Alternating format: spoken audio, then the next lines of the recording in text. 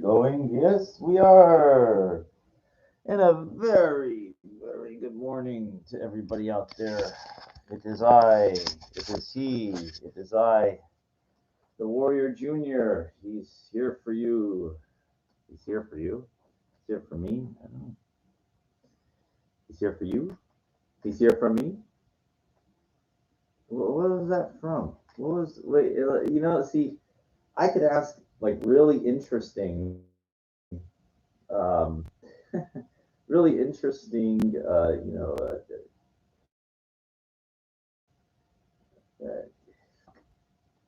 like lines like that you think it's from a movie, but it's not because I say it in my own way. And so that was basically I know exactly what I was saying. It was reference to Captain Kirk in Star Trek 4: The Voyage Home. It's better for you. It's better for me. It's them. That's he was talking about the whales, yeah, that were in captivity. I remember George and Gracie. Um, I was just thinking, like that's such a good movie. My friend Ruben, we talk about some films that meant, that impacted our lives. He's a little older than me, and he's not really a diehard sci-fi guy, but even he knows the Star Trek, the original series. He knows all those, but he goes like the one with the whales.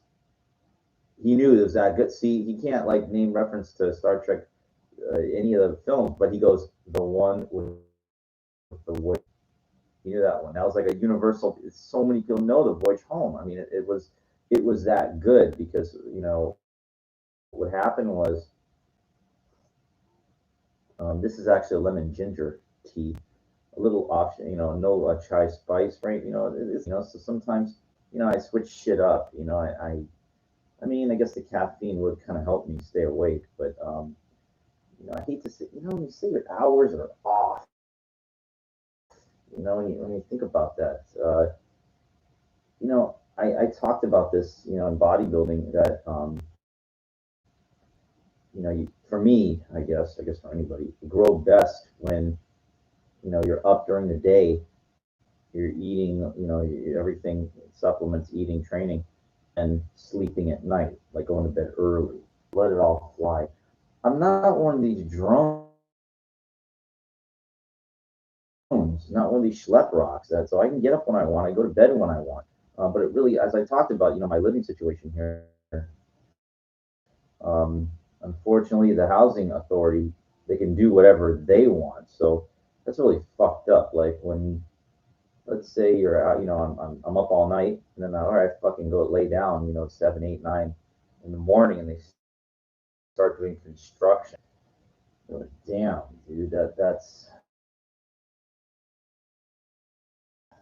brutal. And that's one of the reasons that you want to build financial security so that you're not a slave to like housing authority or whatever, the fucking Section 8 or whatever. Easier said than done, right? I mean, I guess everything can be different. Everybody says everything is difficult in some way. The hell the challenge is, like,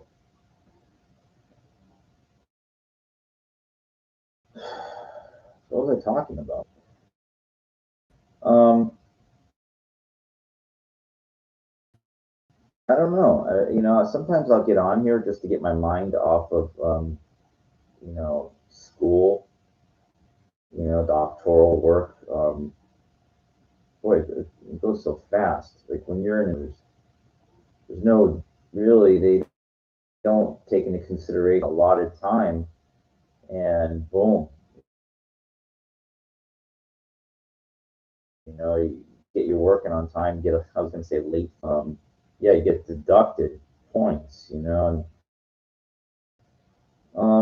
but that if these people, if they're going to be ball busters or not. As I mentioned, every degree, everything there's always been that fucking killed. When I went to Franklin University and I had to take statistics. Fuck this guy. What a fucking ball buster he was. Could not stop bragging about him getting a PhD in math, and he decided to like unload it all on us. That was really completely worthless, useless um, statistics, and then applied statistics I had to take after that. This is to get a degree, a doctor of education in organizational leadership. I mean, what the fuck, dude? The fucking grind. This school wasn't 8 weeks; it was the full term. So I had to take, even though it was a 2 unit, the intro was two credits or 2 units. I say units because I remember 2 credits, and then the applied was 3, and then I wound up getting to retake one or the other. So I was like, all right, well, let's go back.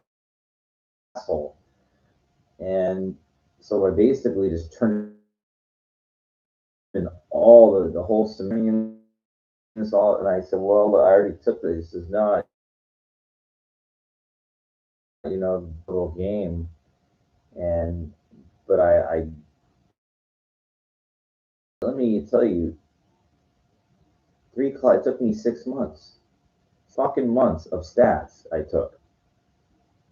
You know, it's like you don't forget that shit, dude. I put in so much fucking time and energy for that, and it's fucked up that I completed all their courses, and that does not give you doctoral candidacy, does not make you a doctor candidate exams, which was a 1 credit. Oh, it's 1 credit, and they fucked me. They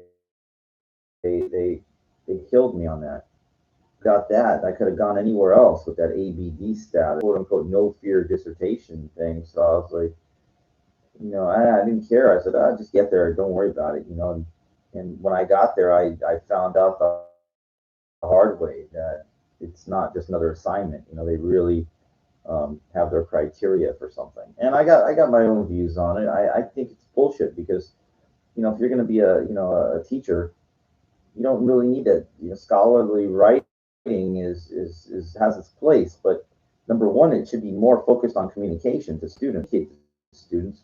But they have scholarly writing. That's great, but who gives a fuck if you can't convey your lectures to students? I completely disagree with the point of a dissertation. I think it should be either you get to do a dissertation or a big oral presentation to show that you have what it takes to work in or be a teacher. I just think it should be tailored to whatever it is.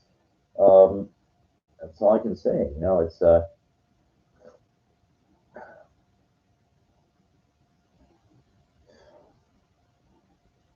sometimes I think about it and I say like, what what good is a degree like if you can't use it for anything? I mean, it does show that you did follow through in life, that you were perseverant in things, but I'm just one of those guys that really, if you can show me the path, I'm not saying do the work for me. If you can show me the path, then and I think it's doable, then I will fucking climb, crawl, claw. I will fucking fight really hard to get to the goal line. Like I'm just wired that way. I know it's not just a piece of paper. Like it's a like a challenge in front of me, like something that I consider that's worthwhile. Like but that's very important. Arnold talked about this as well. If you leave the harbor, you're gonna float around somewhere. You're never gonna go anywhere. And to say, but you know, I mean, he was like Joe Weider. It was Joe Weider's boy. Like So, somebody to mentor, or somebody to bankroll off of you, and a lot of guys know that. That's what basically McMahon did for John Cena. Like he took him. I mean, even though John Cena showed up with the skill, but there's a lot of guys that showed up with that. It wasn't at first by any means. He got an incredible push from the get go, and it was like he carved out his niche because Lesnar left.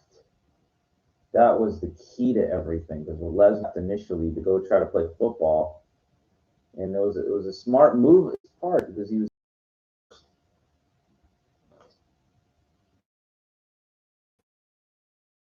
But I guess young, they ponied up, I guess, some decent bucks.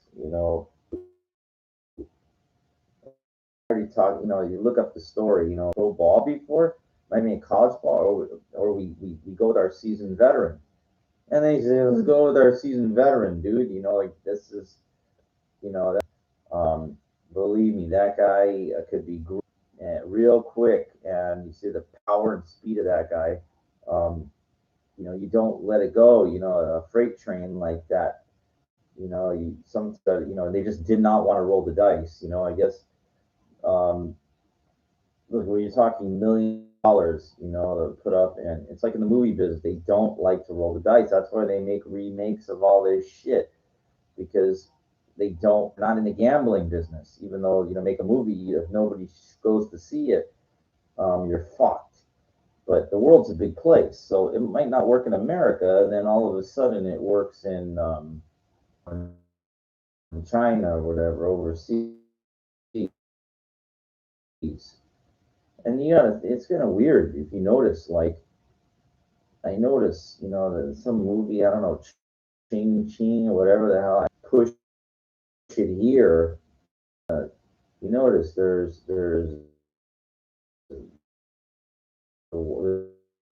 a white girl, the black guy, and catered says, and make that's it. That's what it is. And you notice that Kyle Ren's suit very samurai looking with the mask and everything. Samurai looking. They believe me. They know what they're doing. They're not staying.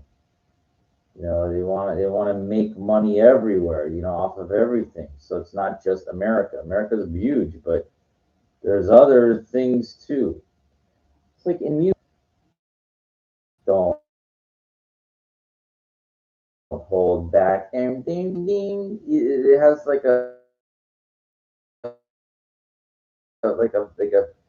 Indian kind of too. It's like mixed with a hip hop kind of beat, but it goes ding ding back ding ding ding ding ding ding ding ding ding ding ding ding ding ding.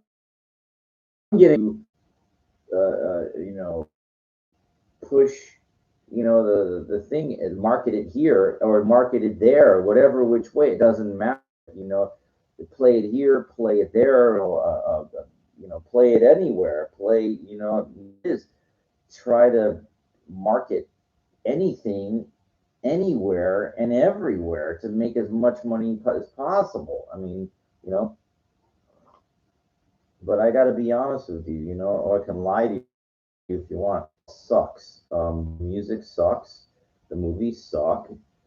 And I will not give them my energy, my time. I was listening to some podcast with Chris Jericho talking about Batista, the Guardians of the Galaxy. I don't care, like I never liked that guy anyway. He kind of walked by,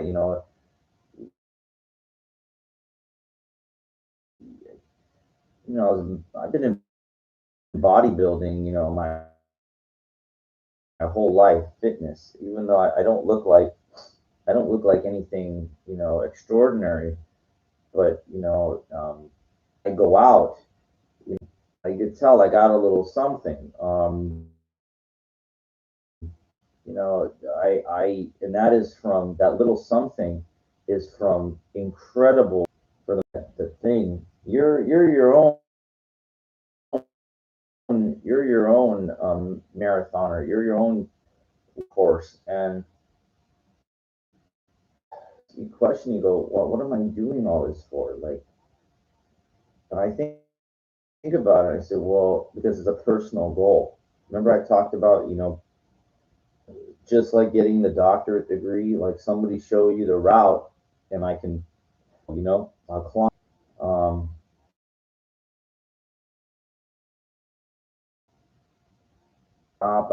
then I try this, I do that. I don't like to. All these kind of things don't really lead anywhere. I mean, I guess it depends. I mean, what does though? Like what, I don't know what to do, but I don't know, and I don't really hard 2, 3 years ago, and it's going to take me a while. I mean, it doesn't like a lot of money, but you know, you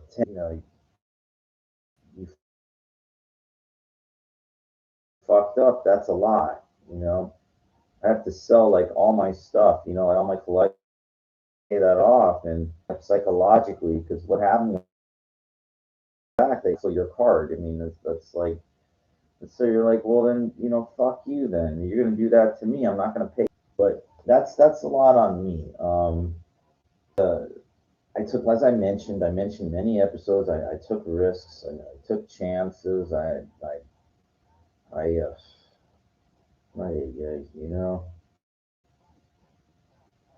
only hear about people when they hit. What about when I heard some black guy walk by me and he's on his phone. He goes, yeah, Ethereum. I got to get into Ethereum. Try, like, dude. I hate to tell you something. Party, my friend. No, no. You are very, very. Actually, everybody that's in crypto now is really too the party. Maybe I can retract what I just said, but let me give you an idea. Let me. Okay, so XRP is at $1, 10, 15, whatever, right? I remember like 2 years ago, 3 years ago. It wasn't that. It wasn't. I mean, 2, 3 years to me is not that long time. And I remember there was a guy I was, on the live chat. I listened to this guy, the crypto homie. He's good. He's a fighter. I don't know how much money he's making, but trying to make. And I remember I was talking to one guy. He goes, I added another 10. This is when XRP was 3 cents. First, like it went up. It went from like less than a penny. Then it went to like 30 cents. And the SEC thing, I put another 10,000 in XRP as I have a million XRP. If it goes to $1, I'll have $1 million and I'll be out. I'll be out. 3 years now, after now, it's like $1.15. So he got his going to be cashed out if he was smart. And so, well, what do you think is smart? The smart, because if you have a goal,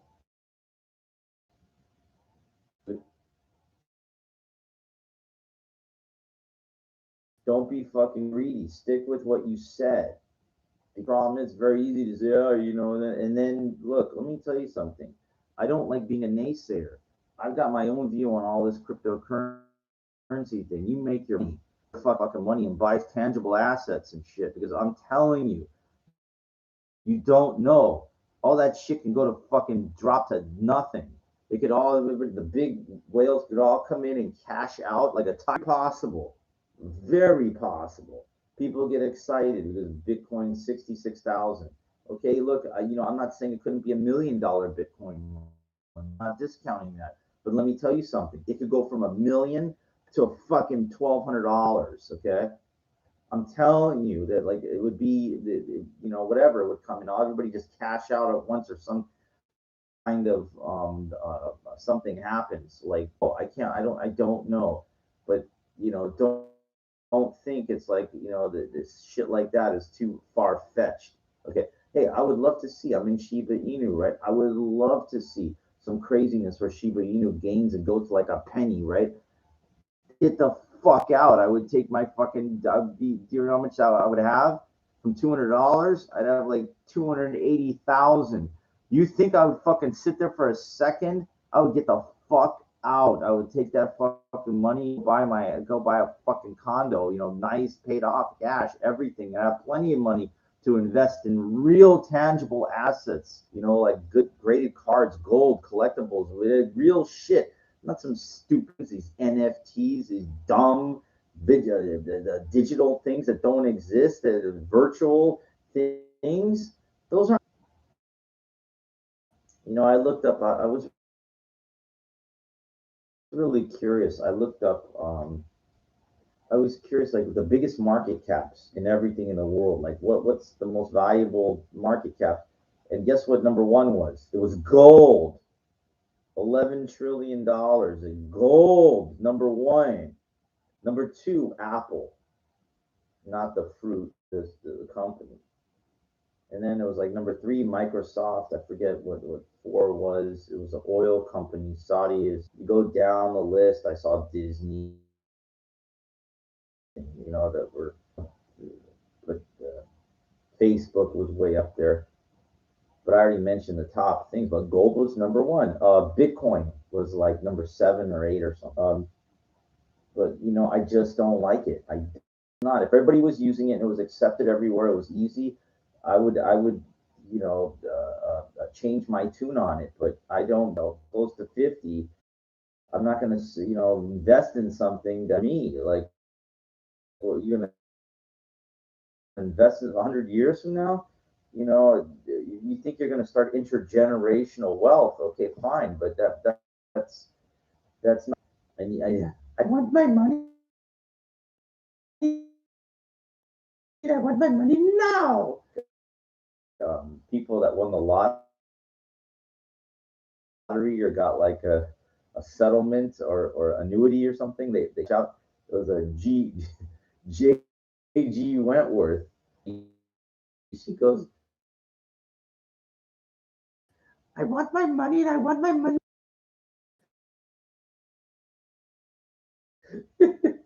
It's, she need it now because she's old. I want that money now. 30 years to pay you off over 30 years. 30 years. That's to some people, like they don't want to go Conseco, like blow it all real fast and have nothing. I still can't get over it. How could you not? He says, oh, I bought all these condominiums and they all went to nothing. What do you mean you still own the condos? It's still worth something, a place to live, Oh, I don't get it, You can afford the property tax or something. I don't know these fucking people. Not like, oh, it would be like, you know, yeah, like okay, Titanic is a bad example because that was 100 years ago. More like they didn't have the technology. But think about being on like a really good, Titanic vessel, the float today, and God forbid the thing sinks, right? And there's not even a life preserver or a boat, nothing. There's nothing. That's like having $55 million and not even putting 1 million away to have like their life preserver, something so you don't fucking drown. And that's what these people, they didn't even put 1 million away, no life preserver or a rowboat. You know, you have to like, and that's one of the reasons that I don't pay off all these charge offs, these sorry, the credit cards, the collection agencies, because I got a fucking life preserver just in case. I got a fucking life preserver, some gold coins, some tangible assets. So I'm not fucking gonna go, have nothing. I'm relatively poor, right? but I got some shit that I can sell real easily. If I need money, like I'm really hurting, I have some graded gold coins. Of course, you gotta have something, just in case. The life preserver, I call it. You gotta have that. Not even, it sits in a box. I got it, and I think, God forbid, catches fire. They said, "Oh, have a safety deposit box." That works too. That works too in a bank. Okay, that works good. You know what? Your place have like a small box, something non, descript. Like whatever, like this little cardboard box, whatever, and keep whatever, some gold coin or like graded whatever, so that God forbid something happens and you got to grab some, you can grab that little box, on your way out. So like at least you can fucking cash on hand works is very difficult for me personally. I already talked about my gambling issue and being a late nighter, all nighter. I hit 2 in the morning, 3 in the morning, sitting around. It makes it a little, not see, I can't go to the bank, but you see what happens is, if you're like that, if you're like me when it comes to, you know, gambling, the casinos, like for that very reason, um, would do is, he kind of would do the same thing, but what he would do, there's a 20 pawn shop, I guess not too far, and he would, well, taxi not too far, and he would go gamble. It's he doesn't. I don't know what to say. He doesn't attack it like I do. Like I'll go to meetings. Like I'll reach out for help. He won't. I met him, but he's one of those guys that are, he's like, yeah, no. He won't play for a very long time. He's more of a binge gambler. And then when he goes in, he built, what he does is he hustles, he sends flyers and he does like side jobs. And what happens then, he'll build up a sizable bankroll and then he'll go down there and blow it all, in the span of like a week or something. So that's him, that's his thing. But I'm not, trying to judge him or anything like that. I'm just saying that's what he does. With me, shit. I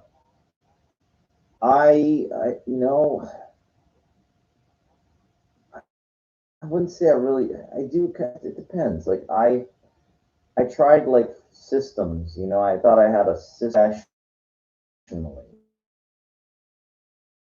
with a plan. But in the end, it didn't really matter because it just all for naught. It just and when you're more compulsive, a plan of when you're losing money, it's very hard to like walk away when you've got more money. Hey, let me try to get this back. Let me try to get my money back, which is not your money anymore. So, it's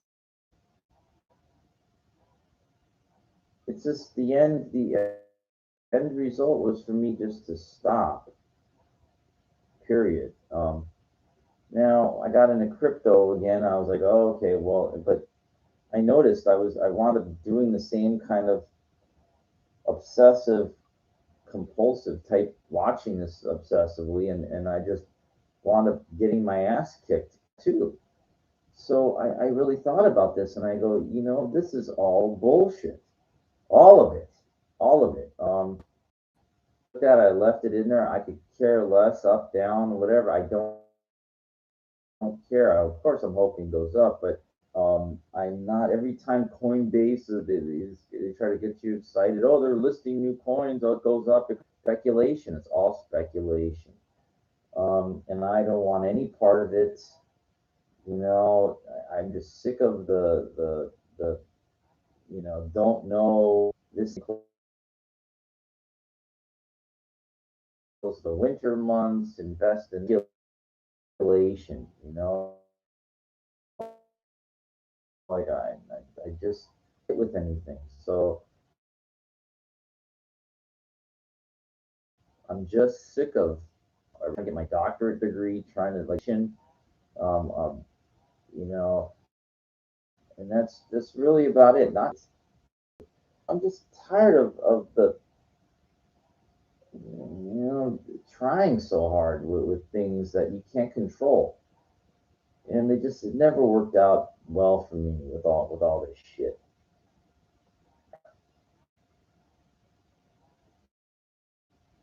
I went to the gym today in the morning,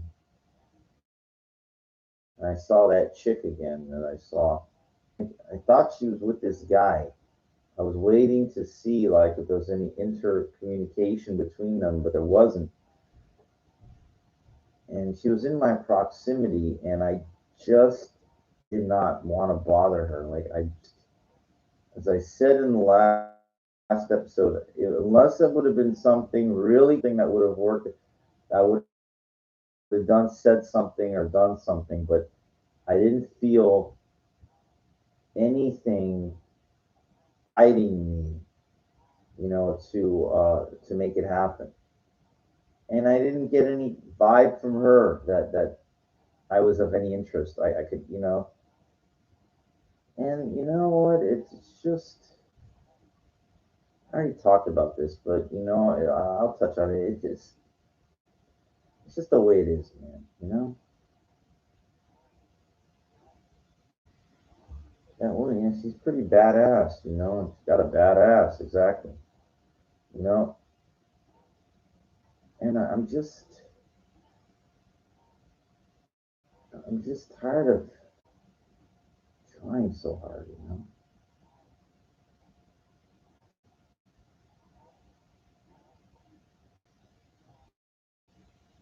It's not,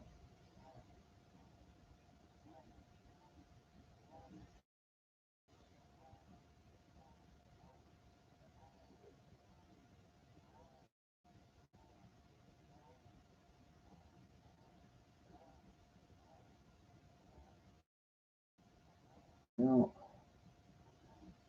didn't, and it's amazing that none of those women doesn't mean anything to them. Doesn't. That's what most of these personal trainers are. Now there's some glorified cheerleaders. Like, that ain't no fucking cheerleader, dude. That's somebody that knows what the fuck he's doing. Bring that, you work your ass off.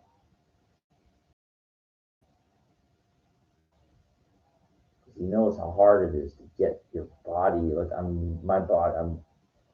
I have a real stubborn.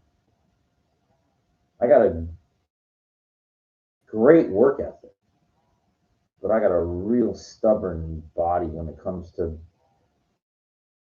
bodybuilding. Rewarded, like something. When my body don't, you don't like. I mean, I had to force it with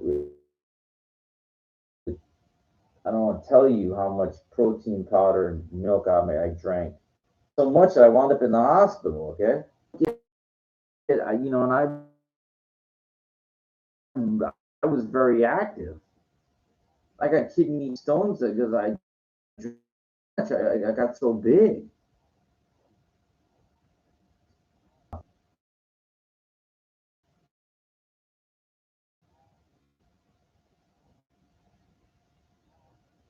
I mean, I think if I graduated high school, if I was 120, 120 pounds, if I graduated high school, I would be very surprised. I'd be about maybe 120. Now I was always very solid.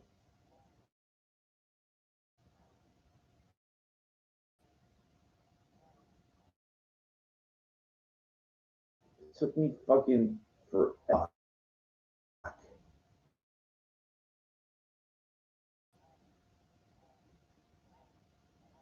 let alone 175. Heaviest I'm not. was closing in on like 200, 190. I know I was around there. On the digital scale, I was like, I think around 188. Then I wanted stone surgery. I gave up. I was like, fuck this shit. Then I got back in it again. I got to in the 180s again, and 150. I was about close to like 160, close. And I was like, fuck this. I want to get big again. And right now on the cusp of 175. It's hard. Your body doesn't give you. Like eating. I spend a lot of money on food and shit. One guy, I saw him in the gym. The first time I seen him in a long time. He's older. He's a lot older than me, and he works out really hard too. And you're looking big. He told me, like 173. That ain't that ain't big, dude. My friend Alex goes, oh, huge. Anyway, and I seen what big is. Huh.